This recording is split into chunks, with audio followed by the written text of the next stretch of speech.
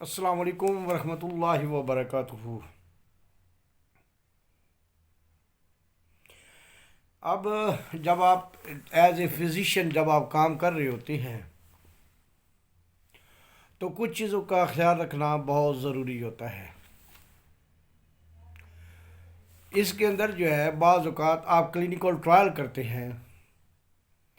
Clinical trial جب کرتے ہیں تو اس وقت بھی آپ ایک نیو ڈرگ دے رہے ہوتے ہیں اور اس کو سٹینڈرڈ سے کمپیئر کر رہے ہوتے ہیں،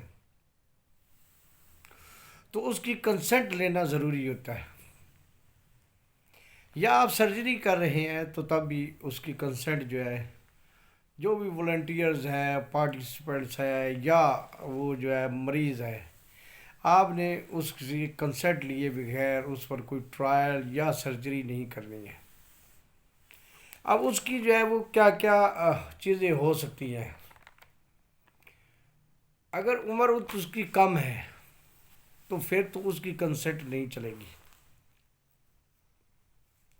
پھر تو اس کے پیرنٹس کو آپ بلائیں گے اور ان سے جو ہے وہ سائن لیں گے، ریٹن کنسنٹ لیں گے، یا جو ہے آپ پھر اگر وہ خود کنسنٹ دے سکتے ہیں اور اس میں جو ہے وہ ڈیتھ کے چانسز نہیں ہیں، کوئی نارمل چیز ہے، لیکن اگر آپ سمجھتے ہیں کہ ڈیتھ کے چانسز ہیں تو پھر تو آپ نے جو ہے وہ قریبی رشتہ داروں سے اس کی کنسنٹ لینی ہے۔ اگر کوئی چھوٹا موٹا مسئلہ ہے تو اس میں جو ہے انڈیویجول بھی کنسنٹ چلے گی اگر وہ بالغ ہے۔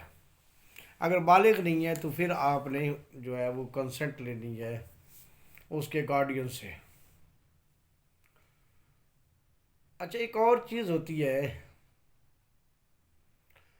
کہ بعض اوقات کچھ لوگ جب کلینیکل ٹرائل کرتے ہیں تو وہ چھپانا چاہتے ہیں مریض سے بھی کہ وہ جو میڈیسن دے رہے ہیں وہ میڈیسن کیا اس کے لیے ایز اے سیمپل یا جو ہے وہ یعنی ٹیسٹ کے طور پر جو ہے وہ دے رہے ہیں۔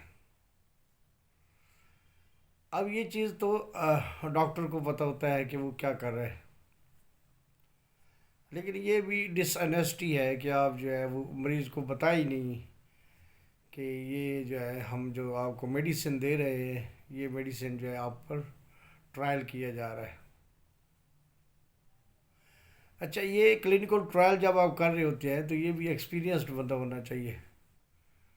آپ کسی کو ایسی کہہ دیں کہ آپ پر جو ہے یہ جو ہے ٹرائل کرنا ہے، دیکھنا ہے کہ اس افیکٹ آتا ہے یا نہیں، تو وہ تو ویسے ہی ڈر جائے گا۔ تو اس کا باقاعدہ ایک پروٹوکول ہوتا ہے اور سمجھانے کا اور بتانے کا، تو تب جا کر جو ہے وہ کوئی مریض جو ہے وہ اپنی کنسنٹ بھی دیتا ہے۔ تھینک یو ویری مچ، اللہ حافظ۔